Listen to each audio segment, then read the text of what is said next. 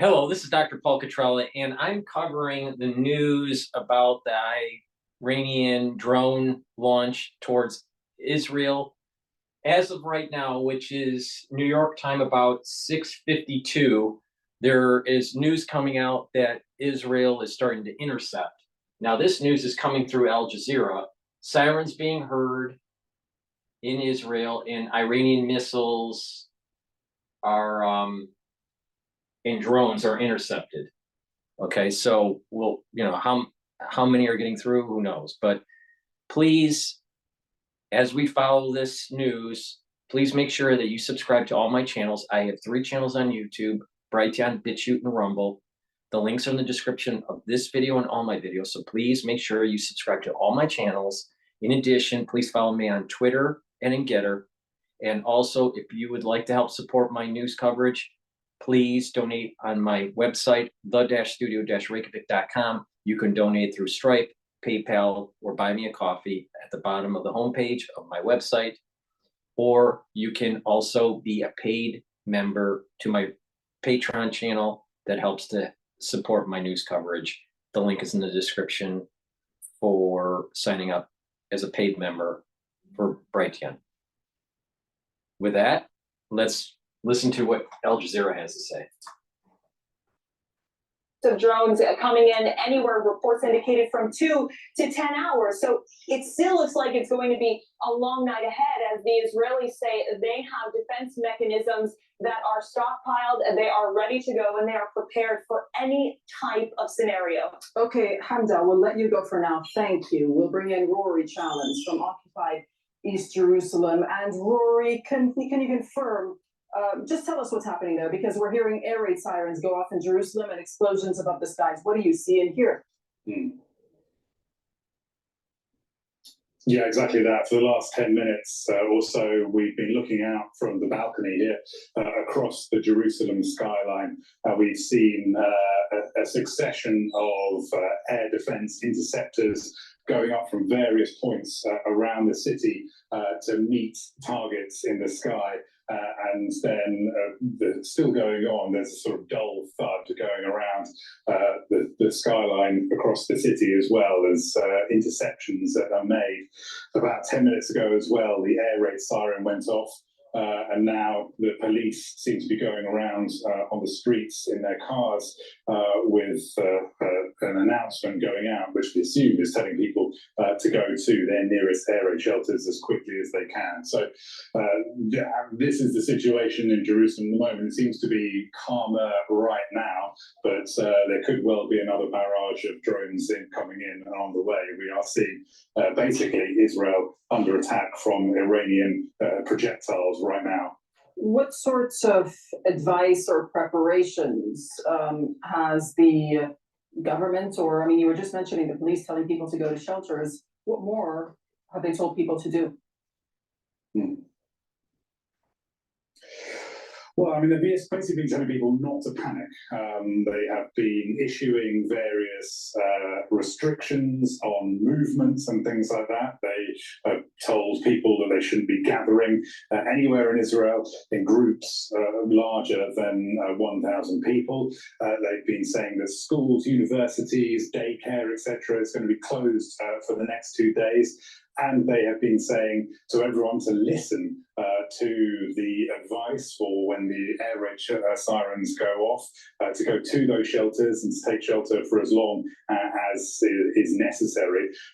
But the advice has been just to sort of take it calmly and not to get too worried about things. The military has been telling people that the air defense systems that Israel have, that's the Iron Dome, that is David Sling, and that's Arrow 2 and 3, are very capable systems designed to deal with multiple types of threats. It's a layered air defense system to deal with rockets, to deal with missiles, ballistic, to deal with missiles that are cruise missiles, and to deal with drones as well. And that is what we're likely to be seeing over the next few minutes and hours as these different waves of projectiles come in. The big test, of course, is for this layered air defense system. Can it cope with an assault of this magnitude? Because this is not something that Israel has faced before on this scale. It has its assistance coming from the United States, providing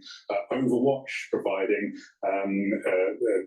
electronic jamming, electronic warfare, and shooting down projectiles before they even get to Israeli airspace. But this, as I say, is a test that Israel has not faced before on this scale. Rory, it's What is interesting, because in the previous broadcast, I didn't know if a drone coming in slower and lower would fly underneath the Iron Dome. It seems as though it's not. So the Iron Dome does have some capability against drone strikes. So we'll see. Doesn't seem like there's any damage yet, but other reports were saying there were hundreds of drones, not dozens of drones, and that there were multiple waves. So who knows what's going on. So I'm going to continue with this, but I just want to do a commercial break here for PNN. Please go to my store, the-studio-reykjavik.com, and get the ashwagandha root. This helps to control your blood glucose levels and brings down that inflammatory response from high glucose levels. Also, get resveratrol. It is an antioxidant and it helps to senesce cells. It's part of an anti-aging protocol. In addition, also get the vitamin C that's on my store. It is an antioxidant, but it also helps with the dermal layer cross-linking with collagen to improve your skin. So please take vitamin C every day. If you're not feeling well, take a double dose of it. Clarity factor, which helps to get rid of the brain fog and helps keep those dendrites firing, those dendritic connections firing with the neurotransmitters. This will help you to maintain your mental acuity. So please take this every day. I take this twice a day. And lastly, vitamin D3, very important for calcium absorption, but also it helps to get rid of infected cells through apoptosis. It's a cofactor for gene expression. If you're low on vitamin D3, you're not gene expressing at the levels that you should be in your cells. So please make sure that you take vitamin D3. I take 10,000 units of this, which is 2 soft gels. I take 1 soft gel in the morning and 1 soft gel in the evening.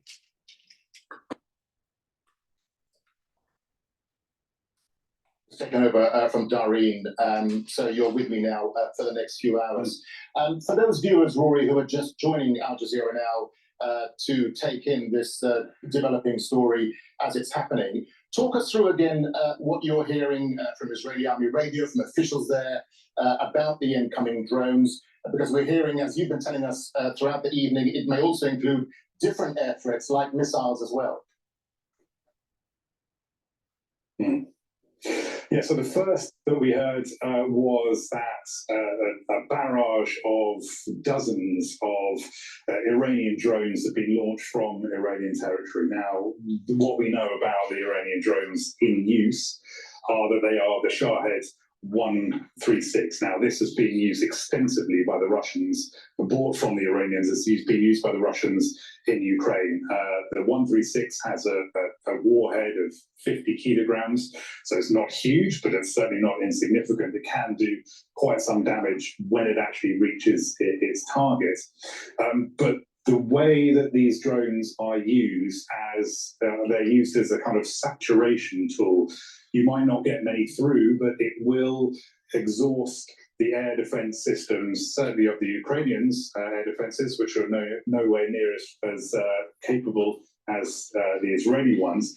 And that's when the Russians, certainly in Ukraine, use their cruise missiles and their ballistic missiles. Once the drones have exhausted air defense, then those missiles can hit their targets more easily. This is a different situation because Israel's air defences are much, much more sophisticated and more numerous in number. They've got a web, a net that's been built up over many years, layering different types of air defence on top of each other. But we understand that there are cruise missiles on the way as well, and also that Hezbollah in Lebanon has been launching rockets into the Golan Heights, that the Houthis have been launching drones too. So this is a multi-phase, multi-pronged attack on Israel with numerous different types of aerial threats, and that's the big test. Yeah, Rory, and tell us a bit more for those viewers who are just joining us now about the military and air defense preparations that Israel's been making over the last week or so, because Israel knew this was coming, and Israel, of course, is very technologically advanced in its air defense capabilities, that you've been telling us. Mm-hmm. Well, yeah, Israel knew something was coming. They didn't know exactly what it was going to be, so they had to prepare for whatever Iran chose to throw at it. And so in the immediate days after that strike on the Iranian complex in Damascus that killed several Iranian generals and high-ranking military people, the Israelis basically put in place numerous preparations. So they cancelled leave for all combat units, basically telling any ground force that was in its position at that time that they couldn't go home, they couldn't leave their post, they could be redeployed to wherever they needed to be, but going on leave, absolutely not. So that indicated that the Israelis wanted to be prepared not just for something coming from the sky, but also for any kind of incursion on the ground as well, which I assume they probably meant was going to be most likely coming from Hezbollah in the north across the Lebanese border. They also called up air defence reservists, of course, for what we're seeing playing out at the moment, because that was always going to be the most likely thing. But then there was also the threat to Israeli diplomatic compounds and embassies and consulates around the world. So they were put on high alert too. And then there was jamming. So they did jamming of GPS systems around the country. We've seen a lot more of that going on over the last few hours as well. Electronic warfare being used in a fairly major way to try and disrupt the drones as they come in. So these are the kind of things that Israel put into place to try and prepare. We are literally seeing the new battlefield emerging through the Ukrainian-Russian war and this whole Israel-Hamas Iranian war that is emerging, and how it may be what is used with a war between the United States and China, maybe a little bit larger scale in terms of quantity of drones and maybe even the size of the drones, that naval battles may actually be drone battles.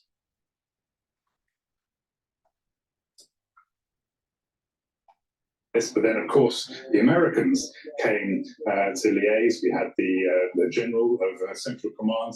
I think you might be able to see there's another interceptor going off. It's very far in the distance there, so maybe it's too far away for the camera to pick out. But there was another interceptor going up there, so obviously the threats are still coming in. Yeah, as I was saying, the Americans were here. The general in charge of the U.S. Central Command was here to liaise with the Israelis and build up their kind of intelligence picture of what might be coming. So these are the kind of things that Israel has been doing, and the government has been insisting to people that the country is as prepared as it could possibly be, but warning them that air defense is not infallible, however competent it is. Something might well get through. All right, Rory Challenge there, live for us in Ottawa. Please go to my store, the-studio-reykjavik.com, and help support my work, help support my news coverage by purchasing the health products that I offer. I offer very high quality supplements and deodorants and soaps and toothpaste. So please go to my store and help support my work. For example, the structural nano silver soaps that I have it in peppermint, very high quality. Charcoal tea tree. I also have it in lemongrass, and this one's lavender, which is a very popular one. And this one is oatmeal spice. which is actually the soap that I'm currently using.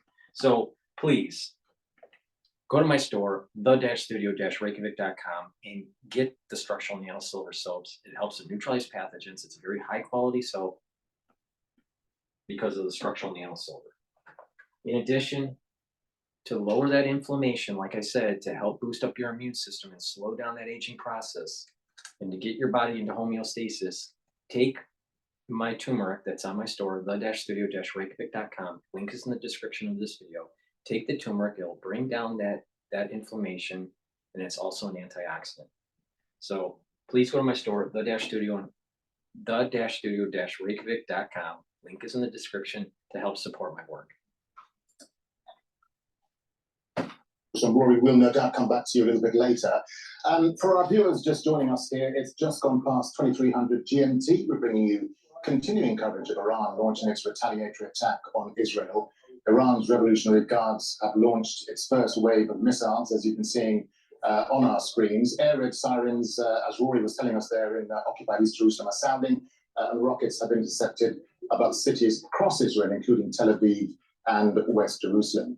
A senior US official has told the American media they believe as many as 400 to 500 drones and missiles will be launched towards Israeli territory. Well, Tehran says it's a response to Israel's bombing of the Iranian consulate in Damascus in Syria. Israeli Prime Minister Benjamin Netanyahu is meeting with his war cabinet in Tel Aviv. Israeli combat planes are also in the air now as we speak. Israeli officials say the response will be firm and clear and have called Iran's attack a severe and dangerous escalation. Meanwhile, US President Joe Biden has rushed back to Washington. He's currently monitoring the situation. I mean, look, he's rushing back to Washington, but you know, he can barely walk. Amazing. I'll tell you that Biden is one of the worst presidents of my lifetime, and most likely the whole lifetime of the founding of the nation of the United States. White House. Well, Jordan, Iraq, Lebanon, and Israel have all temporarily closed their airspace. Here's a diagram of all that. It comes after early reports of interference with the GPS navigation systems. Well, we have a team of correspondents covering the story. We start in Tehran with Dorsa Jabari. Dorsa, so we've just had this statement on X, haven't we, by the Iranians saying this is their only response and consider the matter concluded, that they don't want a widening of the conflict. What should we make of that response, and how significant is it, Dorsa? Well, Darren, I think this is a explanation being provided by Iran's permanent mission to the world, in invoking Article 51 of the UN Charter, which states the country's right to self-defense, but also saying that the matter is concluded, hinting that should there be any further I mean, think about this escalation for a second. October 7th was an attack on Israel by Hamas, supported by Iran. Israel starts kicking the shit out of Gaza because they want to root out Hamas. And Israel goes after the commanders that help Hamas, Hezbollah, and the Houthis. And then Iran thinks that, well, now we have to, retaliate. You guys are the ones that started the war. Now, I'm sure that people that are watching that don't agree with my perspective that this is a very biblical thing, they're going to say it's all the fault of the Israelis, or it's all some sort of Zionist fault and blah, blah, blah. You know what? I don't subscribe to that line of thinking, and, so what, but we can agree to disagree. But Iran, thinking that they're all lily white and that Israel, needs to, be taught a lesson. You know what? What's going on between the battle between Jacob and Esau, the whole soul root thing that I've been saying for months now, is playing out in the news. Israel is playing hardball. Same thing. Iran plays hardball. And you know what? You gotta let Esau and Jacob battle it out. And in the end, Esau dies by the sword. So trust me on this. Jacob is going to prevail. the part of the Israelis that it would come, and also warning the United States that they should stay away from this conflict, that this is between Israel and Iran, and that they should not get involved. So a few things to take away from this post on X by Iran's permanent mission is certainly from what we've been hearing over the past few hours. First, the Iranian Revolutionary Guard, who are carrying out this attack against Israel, calling this mission a true promise. That is the name of it. They say that they've launched drones and missiles towards Israel as a result of their aggression, and that this decision was made by Iran's Supreme National Security Council, which convened shortly after that attack on Iran's consulate section in Damascus that killed 7 Revolutionary Guard officials, including Brigadier General Mohammad Reza Zahedi, one of the inner officials within the country's establishment. But of course, this wasn't the only incident that led to what we're seeing tonight, that attack on Iran's consulate section, which Iranians called an act of war by Israel, a declaration of war, but also an attack on Iran's soil. The Iranian Supreme Leader Ayatollah Ali Khamenei had warned repeatedly over the past 12 days since that attack took place that Iran will respond decisively, and that it will be Israel will be made to regret what they did. Israeli forces have carried out strikes in Syria since October 7th repeatedly and killed 18 Revolutionary Guard officials since then alone. But of course, that is not the only time that they've targeted senior Iranian officials. We saw a number of attacks on nuclear scientists in Iran over the past decade. With the last one, high-ranking Fakhrizadeh was assassinated in Tehran, and Iran blamed Israel for that attack. But Iran didn't directly target Israel until tonight. This is the first time in the country's history that Iran has taken such a decisive action, but it seems to be fairly limited. First of all, there was communication back and forth between Iran and the United States, Iranian officials making it very clear that they don't want a full-on confrontation with the West, and that what they're going to do is have a precise and limited action against Israel. And that the Iranian foreign minister just tonight posted on his X account that the United States had sufficient warning in advance about what was to come. So there's no surprises about what is happening tonight. Dorsa, there was a lot of speculation, wasn't there? We were talking to you earlier, particularly coming in from the United States, about when and where the retaliation would take place. But Iran remained pretty silent about how they would respond. So was this specific kind of attack expected? Because they've even given it a name, haven't they, for the operation? Yes, True Promise is the name. And they did say that this was kind of... So explosions being heard throughout Israel. Now, is that interception or is it hitting the ground? You know, who knows at this moment in time?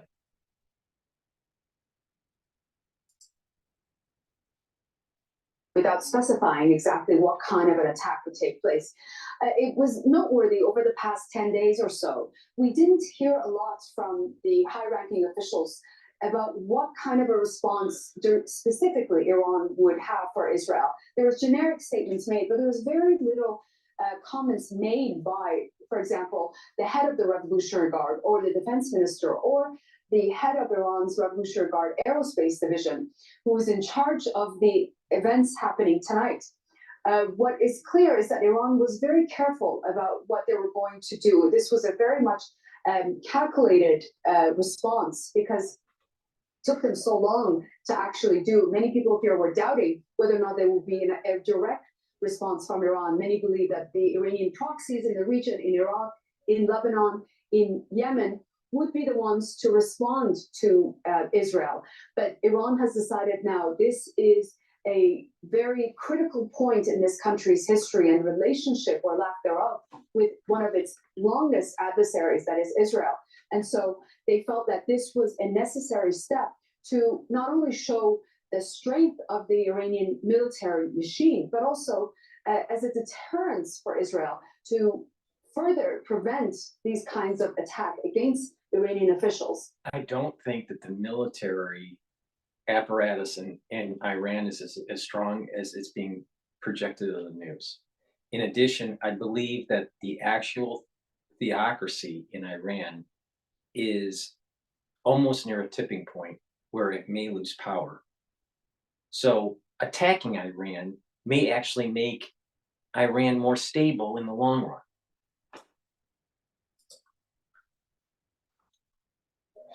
Daughter, as we're talking to you, we're seeing some of those earlier pictures of those explosions being heard throughout Israel, some of the missiles and drones being intercepted. So for our viewers who are just joining us, that's what they're seeing in those boxes outside of you and I talking. And for the viewers who are just joining us now, remind them why Iran had to respond in this way, because Iran saw the Damascus attack as a direct assault on its sovereignty, on its territory. Okay, so this news announcement from Wall Street Journal, the U.S. has shot down a number of Iranian drones that were heading toward Israel. Okay, so heading towards Israel. So that sounds like they shot it down, perhaps in Iraq. They have no option but to respond in this way. Well, many here believe that they didn't. If they didn't directly respond to Israel, this kind of behavior by Netanyahu's government and the military in Israel will continue. There's been targeted assassinations of Iranian officials, not only in Syria, Lebanon, but also inside Iran. There's been a number of nuclear scientists who have been assassinated inside the country, and Iran has repeatedly blamed Israel for them. Now, this is something that the Iranians have never considered until now, but it seems that an attack in Damascus was the final straw for the Iranians. And of course, we have to remember that this country's history, the long war that it was engaged in with Iraq, 8 years after the revolution happened here in 1979. The war began in 1980 and lasted until 1988. It was devastating for this country. And the supreme leader that is now in power since 1989, he's the commander-in-chief of the country's armed forces, had a very difficult decision to make. This was not something that was taken lightly by Ayatollah Ali Khamenei, because to engage with direct conflict with Israel is something nobody here wants or wanted. But I think the officials felt there was no other option. If they use proxies in the region, they will be made to. Israel knows, the United States knows, and Iran knows that if this gets escalated between Israel and Iran, Iran's going to lose. And the whole theocracy between the Shia and the Sunni and all this stuff is going to radically change. And this is why I keep on saying that there are things that are happening in the news, in the world, especially in the Middle East, that is moving towards the Temple Mount to be rebuilt, the Dome of the Rock to be taken down, the red heifers to be sacrificed, the borders of Israel to be larger to biblical time boundaries, and that there will be a two-state solution where the Palestinians are going to be in Gaza. Not the West Bank, not in Jerusalem, and that there will be world peace. But to get to that point, there will be birth pains that we're seeing right now. Iran knows this. They're not that strong. They're not strong internally because there is a people that is not aligned. There are people within their country that are not aligned with the theocracy. And they're not aligned with this whole new era that's starting to emerge. So for their survival, they know they can't escalate, but just get the job done and we are going to have longer lasting peace.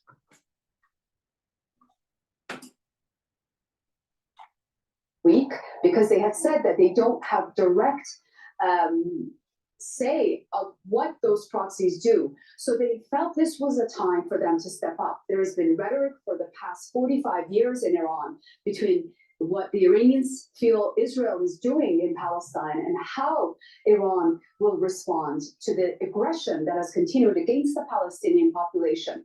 So I have to tell you, these scenes that we're seeing tonight are extremely unprecedented. I think many Iranians, when they wake up on Sunday morning, will be utterly shocked that Iran has actually taken this decision to launch direct attacks from Iran towards Israel. These are threats that we've heard over and over again over the past 4 decades, but to see the scenes over Jerusalem and Tel Aviv are something many here never imagined they would see. All right, Joseph Jabari there reporting live for us from the Iranian capital, Tehran, as we're looking at some of those earlier pictures of those interceptions. Please go to my store and get the probiotic. This is very important to repopulate your gut biome. It has been shown that people that have a disturbed gut biome get sick, potentially even exacerbate or extend what happened to them during the last crisis, the pathogenic crisis. So make sure that you repopulate your gut biome, because health is correlated to a good gut biome. So please go to my store, get the powder or the tablets, take it every day. I take the powder every day. You can mix it with food or you can mix it with water. I put it in hummus, not Hamas, hummus. All right. So please get the powder and take it every day, and it'll help to improve your gut biome. You're going to have better stools, more consistent stools. You're going to have better communication between your gut and your liver, and your gut and your brain. So go to the store and get the probiotics that I offer them. The-studio-reykjavik.com. Link is in the description. We understand there have been explosions and interceptions throughout across Israel against these Iranian missiles and drones as they're being intercepted. So those are some of the pictures you're seeing on your screen now. Let's bring in Sean Bell. He's a military analyst and a retired Air Vice Marshal. He joins us live from Birmingham in the UK. Sean, thank you very much for being with us. Give us first your response then to this retaliation we're seeing tonight against Israel. And how surprised are you that Iran used a direct attack rather than its proxies? Because that's significant, isn't it? Yeah, good evening, Darren. It is significant. I don't think many people are surprised. I think, as your correspondents quite rightly have been saying, when Israel chose to mount an attack onto the consulate in Syria, the Iranian consulate, on the 1st of April, killing 13 people, including a senior military commander, that they must have expected there was going to be some sort of retaliation. I think what's been interesting, first of all, is how long it's taken for Iran to find the right response. And also, I think Iran finds itself on the horns of a dilemma. As many of your previous correspondents have been saying, if Iran does not want to get involved in a war, but it has to protect its reputation, and it certainly doesn't want to see any retaliation as being an excuse for Israel and potentially America to start attacking Iran, particularly its nuclear weapons program, because ultimately it's not if, it's when Iran finally develops nuclear weapons, that will be the ultimate deterrent for nations like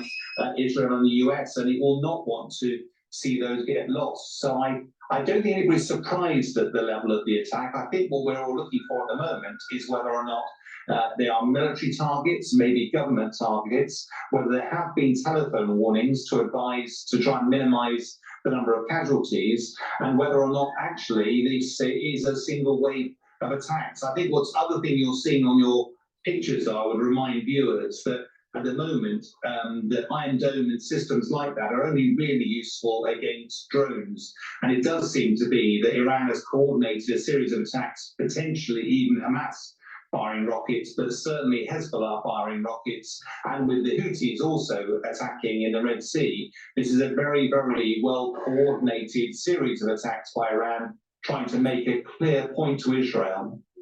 Yeah, Sean, let's just stick with the issue of the drones. What do we know then about these Shahed drones that are now coming in over Israel and being intercepted? I mean, their range, their speed, their warheads, their payloads, etc. Because we know that they've also been used by the Russians in the war with Ukraine. Yes, I mean, from a military perspective, they're not that capable. I mean, they're about the same speed as a car. They do about up to 140 miles an hour. They have got long endurance, they can travel hundreds of miles, and they can be quite carefully programmed. They've got a relatively small warhead, 50 kilograms, but that will still do a lot of damage on the ground. But they're really more terror weapons than anything else. The huge advantage is that these things are probably only about $20,000 a time, whereas most of the cruise and ballistic missiles, you're talking about $1 million, $2 million a time. So the great thing about drones is that you can afford quantity, and sort of quantity has a quality all of its own, because you can actually start to deluge air defenses, and that's what these weapons try to do. Please go to my store, the-studio-reykjavik.com, and get the structural nano silver Health Max 14 or Health Max 35. You take a teaspoon of it a day, swish it in your mouth, gargle, swallow. I take it every day. If you're not feeling well, take a tablespoon of it or 2 a day, swish in your mouth, gargle and swallow, all right? And that will neutralize pathogens. Now, it's important to also get the applicator so you can pour the liquid into these different little bottles so you can carry it around to your work, or, you know, when you go shopping or whatever. You'll get a spritzer, you'll get a dropper, and then you'll also get a nasal spray. Just fill the bottle with the liquid, take it in your bag, and you know, you can spray surfaces, or you know, spray it in the back of your mouth or on your hands, or use a dropper to put it in your mouth, or you can use the nasal spray. Great way to carry it instead of carrying a big bottle to work or in your bag or whatever. This is very portable. Go to my store, the-studio-reykjavik.com, and get the Health Max 14 or the Health Max 35 or the silver solution, and get the applicator set. It's a great buy. Go to my store, the-studio-reykjavik.com. Link is in the description. A terror weapon more than actually physically be able to do material damage, but they are, as you said, very widely being used out in by the Russians against Ukraine targets, because it forces air defense systems to operate against them, sucking up expensive air defense missiles, and therefore creating potentially the pathway through for cruise missiles and the ballistic missiles, which are much more expensive, travel a lot faster, a lot more capable, but obviously are in limited supplies and very expensive. Yeah, let's just get a final thought from you, Sean, and stay with that issue of the Iranian strategy here. You were saying it's to overwhelm, is it to overwhelm Israel's multi-layered air defense system, and by using other aerial assets like missiles, cruise missiles, ballistic missiles, in effect, the attack itself is multi-layered as well? The attack will certainly be multi-layered. I mean, there's no point firing one missile and having it shot down out of the sky by the very high-tech Israel air defense systems. It's possible to have multi-layer from Iran, but also coordination with Hezbollah. All right, but the problem is that Israel knocked out their head commander, so that coordination with the Hezbollah group may actually not be very good, and because of that, mistakes can be made. So maybe Iran doesn't want to you know, maybe they told Hezbollah to stand down, but Hezbollah has been launching rockets today. So, you know, it's probably a multi-layered approach, including some sort of coordination with Hezbollah. And maybe the commanders, maybe there's surviving commanders that backfilled that loss of leadership within their general class. Yeah, that Iran was not strong, it wouldn't be seen as a robust response. So it would have to have considered a multi-wave attack, but Iran would have been well aware that most of the drones will get shot down. It's more a question of where the main missile strikes are. But my overwhelming sense of this, though, is that Israel must have known when it attacked that consulate on the 1st of April that there would trigger some sort of response like this. And despite America asking Iran for a measured response, telling them not to respond, Iran probably had no choice. So the real question is, what was Israel seeking to achieve with those attacks on the 1st of April? And is this part of a carefully coordinated plan. It's because it's really simple. It's a three-front war. It's Hezbollah, it's Hamas, and it's Iran. And if you have commanders helping coordinate with Hezbollah and loosely with Hamas, then why not knock them out? It is, you normally knock out command and control if you can. And this is moving towards what I was saying. This is the battle between Esau and Jacob. Jacob's going to win on this. It's going to be bloody. And Israel has its own internal problems that makes things worse for Israel. But this was meant to become a conflict between Israel and Iran. Unconventional warfare, especially nukes with Iran, changes the ball game, and the United States sucks at that ball game.